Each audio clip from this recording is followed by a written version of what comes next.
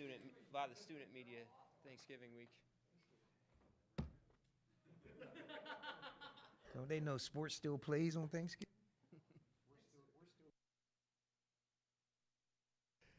Good, Matt? All right. Appreciate everyone for joining us for Coach Smith's weekly press conference. We'll start with an opening statement from Coach, and then we'll open it up for questions. Good afternoon, everyone.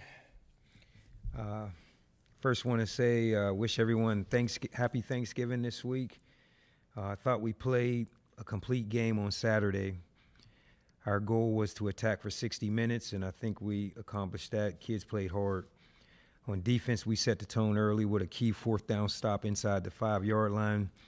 And then offensively, we scored on our first 5 possessions, including that 98-yard drive to start the game against a top 15 defense who was allowing under 300 yards per game.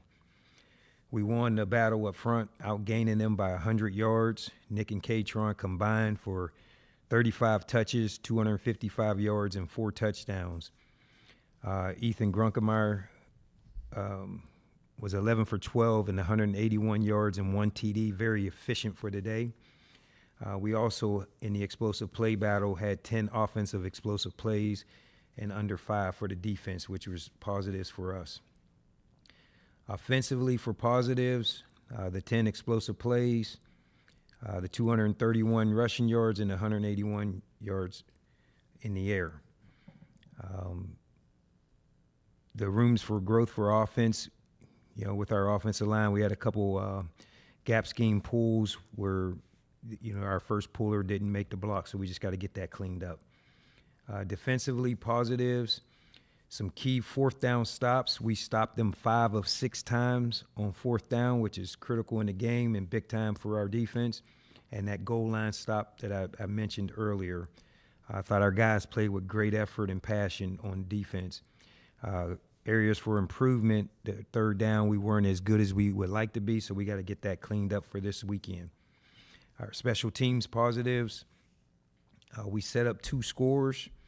We had a 25-yard punt return, and then we had a successful fake punt.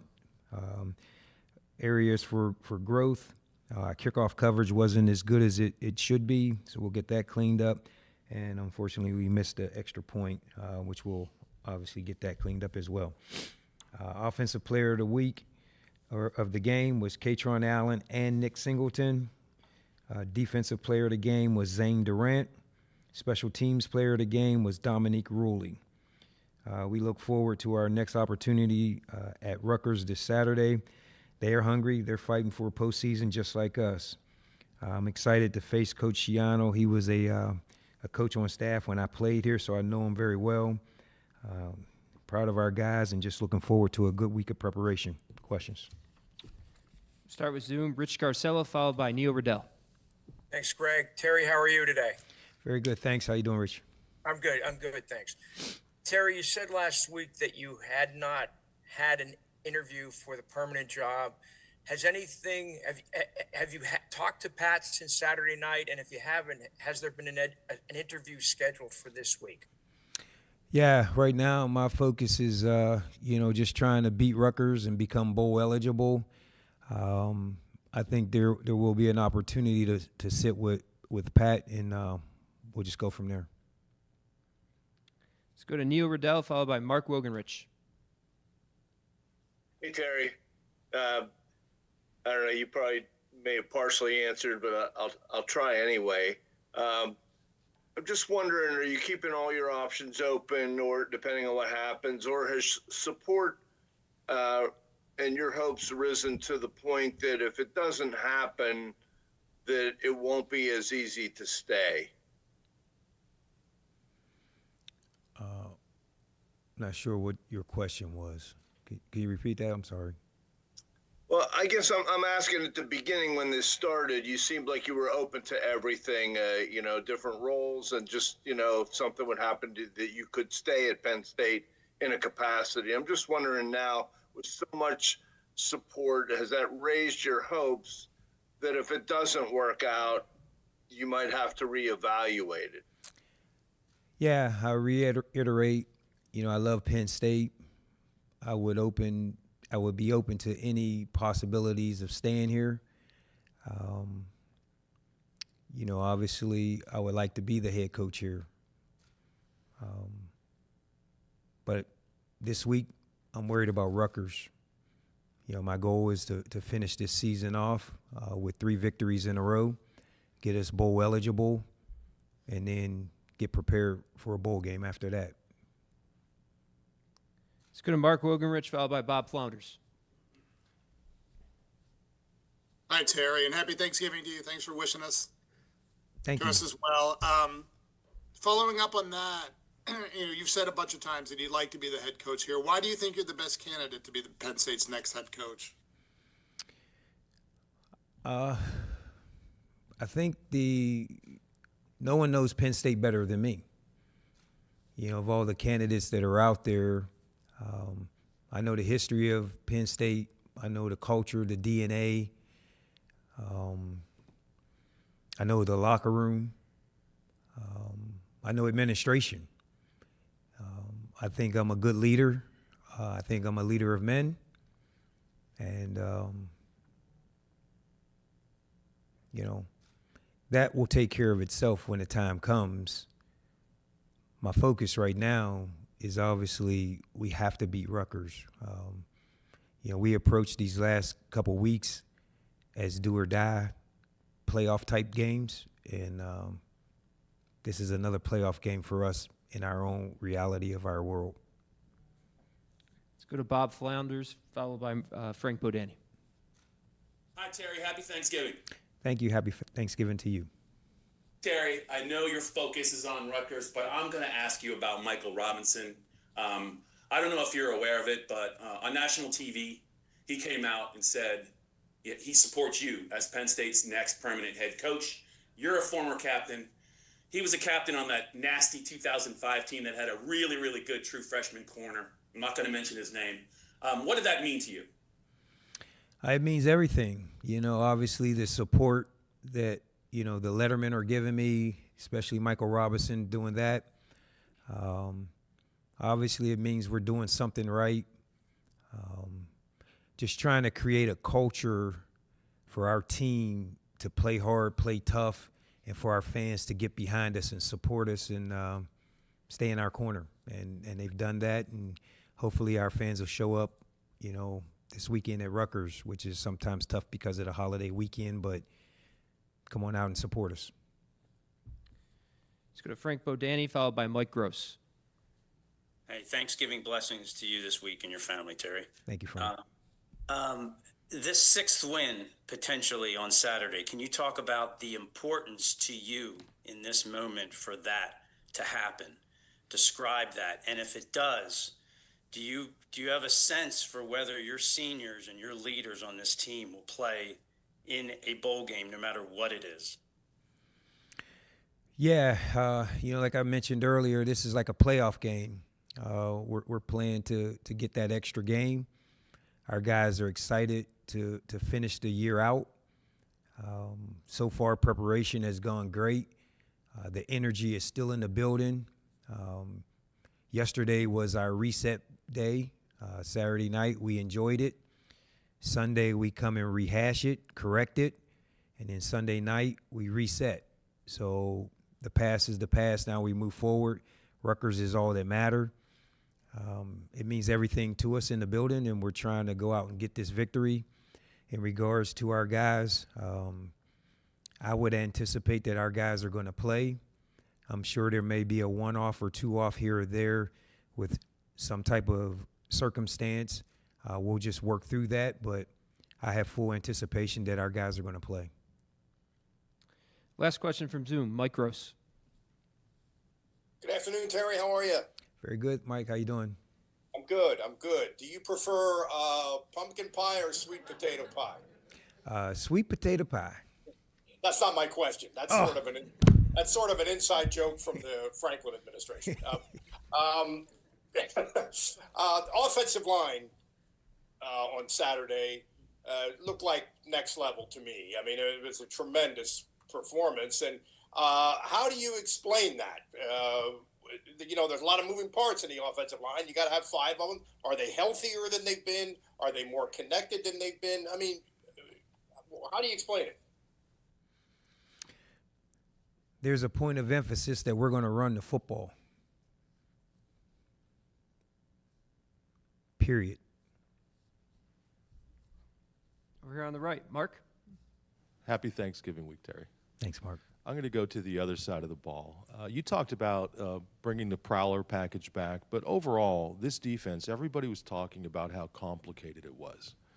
Why is it working now outside of the Prowler? I mean, in words that humans, normal humans like us could understand, and maybe, coaching geniuses, not that kind of talk. Yeah. It is working now. We've simplified some things, but it's like experience. The longer you do it, the better it's going to come to you. So, each week there's 2 hard, heavy practices in there. There's maybe 4 total practices a week, and all that time on the field accumulates. So over the course of time, you're going to get better naturally. But I think we have simplified things and slowed it down and took away some of the 3rd and 4th options to what can happen on the defense, and then just allowed our guys to just kind of pin it back and go. And I think Jim has done a really good job of, minimizing calls in the game plan. And I think it's allowed our guys to really accelerate and play better. Over here in the middle, John. Hey, Terry. Happy Thanksgiving. Thanks. When you first became the interim head coach, we asked you about being the next head coach, and you said you'd be grateful for it, but there wasn't a lot of talk about it. Last week, it seemed like maybe forceful was not the right. You were more intentional about advocating for yourself for the position. I guess what has changed in recent weeks that you are more intentional about advocating for yourself? If I don't speak for myself, who will?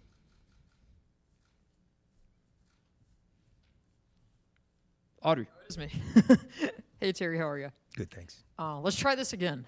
So you did meet with James, since he's no longer here, and he's told us that he connects with you pretty frequently.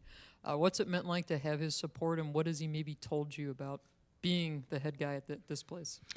Yeah, I've spoken to James several times, maybe like every other day or so, sometimes every day. Just picking his brain as to, James is very organized and very structured. And just, even something as simple as last week when we lost the staff members, how to reorganize. He's been a mentor to me that I can bounce some ideas off of. And then ultimately I go back and make all the final decisions now. But he's been great. He's been there. And right after the game Saturday, he wished me luck before, and then congratulations after. Over here on the right, Tyler.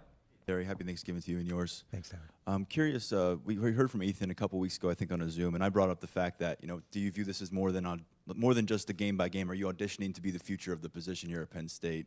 I'm curious what you think about his body of work so far. One more start in the regular season left, how he's progressed. And you mentioned the word efficient. How important is that when people are looking for splashy at quarterback sometimes, when you just kind of reliable efficiency? Yeah, I think Ethan has played really, really well. I thought he played outstanding on Saturday. When you talk about 11 for 12, you say, well, 12 pass attempts isn't a lot. But when you look at how the game played out, we completely dominated the line of scrimmage and run for over 200 yards with the running backs. And then when we did throw the ball, it was down the field. It's 11 for 12 for, I think, 181 yards. Whatever that calculation is per play was bigger than it's been all year. Threw a touchdown. I thought he played outstanding. We had 2 calls where we threw the ball down the field and got pass interference. So those don't show up in the stats, but those are positives to the offense because we're giving our guys an opportunity to make a play, and good things happen for us. So he's really progressed. I think between this game and the prior game, Michigan State, I think he really slungshot a little bit. I'm really looking forward to his week this week and really closing out the season on a high note. Over in the back, Max. Hey, Terry. Happy Thanksgiving. Happy Thanksgiving. Just to follow up on that, I think 6 of those 12 completions went to different receivers. How have you been able to kind of spread this throughout a receiving corps? That this kind of seems like what it was supposed to look like all season. How have you been able to get it to this point? Yeah, I'm really happy with how the pass game the last two games has evolved. We seem to be able to throw the dig route, the flood concept, which is the deep out. We've taken some shots down the field as well. And just depending on those 3 calls right there that I just described, those are 3 different receivers that have opportunities to catch the ball. And then, obviously the play action, like the touchdown on Saturday to the tight end. We want to be efficient. We want to spread the ball out. The key is to be non-predictable. And this past Saturday, we were the most non-predictable we've been all season. Over here on the left, Joel. Hey, Terry. Thanks for the time. We heard from Katron after Saturday's game that a few years ago you invited him over for Thanksgiving with your family. Just curious what you remember from that and, what you kind of think it says about the family atmosphere that you've been able to foster, things like that. Thanks. Yeah, that Thanksgiving, if you get to know Katron, he's a man of very few words. Up until that point, I would see him in the building, and I'm like, hey, what's up, Fat? And he give you one of those, and he don't really speak. He keep it moving. And then, my nephew Tank was on the team, and he's a fellow running back with him. Katron didn't have anywhere to go for Thanksgiving, so we all drove him back to Pittsburgh with our family and had Thanksgiving with him. And he saw me in a different light. He saw me with my family, my entire family. And, it's really good for our young people to be able to see us as role models differently than coach. See us with our kids, see us with our families. And he saw me differently. And from that day forward, Katron and I come like that. And we have a different relationship now. And I believe in him. He's a fantastic kid. Fantastic player, obviously, but you learn people, and it's about relationships, and that's the beauty of being a coach. You get to build these amazing relationships with these young people. Over here on the left, Mike. Happy Thanksgiving, Terry. Thank you. You mentioned James, and then there's the departure of people like Kevin Threlkill. Who do you go to these days? I mean, we're the truth teller. Who do you go to tell you the truth? Who's your inside circle as you're moving forward with these things? Yeah, I have a circle of people inside and outside the building. I'm not going to name them specifically, but I have a group of about 4 or 5 people that our relationship is built on trust and truth. Even when I talk with Greg and KP, I ask them for the truth, right? So when I leave here, they're going to give me an evaluation of what I said right and said wrong. And I don't want them to sugarcoat to me. I want them to tell me the truth, because that's the only way I can fix it. Just like last week, I made 2 mistakes, right? I didn't answer the one question, and then I misstated, about my hometown. So it's the only way we can get better. And it's the environment I foster as a leader, that we're all going to be told the truth so we can get better, fix it, move on, and get something accomplished. So I have people every day come tell me, hey, you got to do this, you did this wrong, and I encourage that. Just like we're doing to the kids. This can't be a one-way street.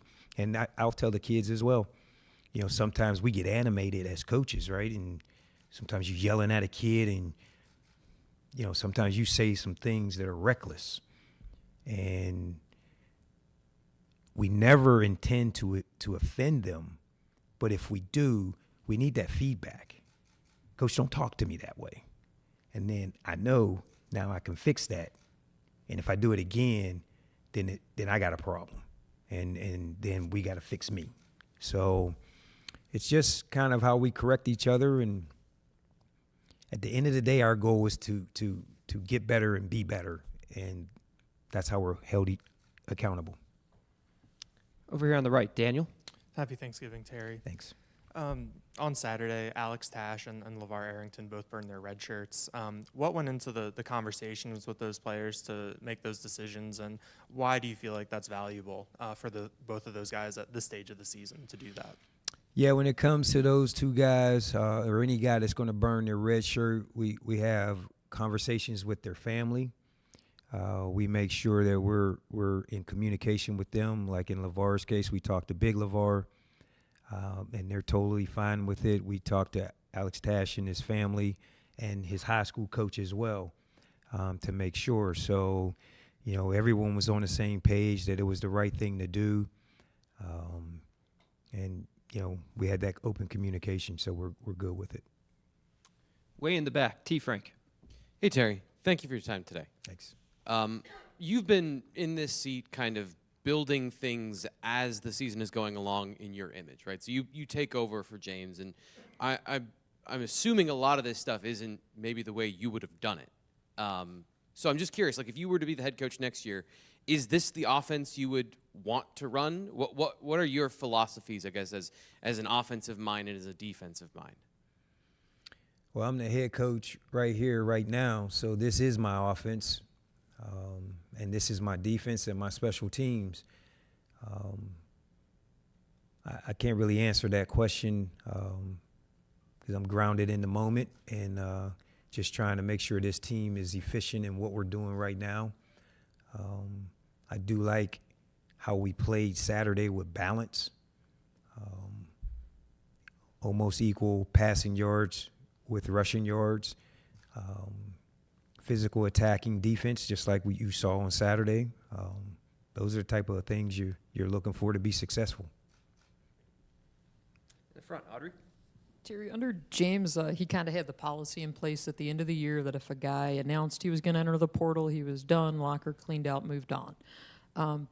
Kind of depending what happens Saturday, stuff could happen in a hurry with you guys. Will that be your policy moving forward, and have you kind of laid that out yet? We're in a little bit different situation. Our guys are, we're in full support of our locker room. We're encouraging our guys to keep an open mind. We don't know what's next, so, the most important thing is that we go play hard Saturday. Put on film what you want anybody to know about you on Saturday. We'll cross that bridge when it comes. The difference, I think, too, this year is the transfer portal's later. So they can go in the portal now, but you can't really do anything. We'll just cross that bridge when it comes, though, but we don't have a policy in place right now. Got time for a couple more questions over here on the right. Tyler? Hey, Terry. Last time we asked about Andrew Rapplier in this setting on a Monday was during non-conference play, and it was James talking about him knocking off some of that rust still, but I think he's got, doing the math, 5 straight games with 30-plus snaps, 4 straight starts, his first career touchdown. Can you talk about where he's coming along as a guy who missed pretty much all of his redshirt freshman season and what he could mean for this program moving forward on and off the field? Yeah, Rap's a rare talent. He's big, he's strong, he's tough. When you guys asked the question about what's different with our offensive line, he's one of the difference makers too.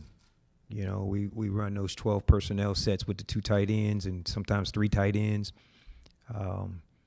He's a road grader. He's the definition of tough, right? He's not the guy you want to meet in the alley because he doesn't know the end of the fight, And you see him out there, he's very animated. He's a big talker. But, man, he backs it up. And so he gives us an identity. And, when I say Terry Smith tough, man, that guy is the first guy in the line. Got time for one more. John? Terry, I think we asked you this a few weeks ago, but what have you learned from this process as an interim head coach, and specifically after these 2 wins? Because when we last asked you, you hadn't gotten to experience something like that. So what have you learned about yourself and about the job? I continue to learn patience. I continue to learn new things about this job. I keep getting new gifts. Like, people send random gifts to my house now. It's, you know, right now I'm the head coach at Penn State University. It's a big deal. It's crazy. This job's very busy. You know, when I was an assistant, I always would make comments like, I'm going to carry my own bag off the bus. And then next thing I know, I'm in that seat and I'm like, well, heck, I'm not going to my room. I'm going to an interview, so my bag has to disappear somewhere. And there's reasons why things are happening that you just don't know. So it's a very, very busy role being the head coach. Someone's knocking on your door every 5 minutes for something that's going on in the program. You know, we have, 75, 80, 85 people working in the building, and they all need something, and you have to be the answer. It's good. It's busy. I really enjoy it.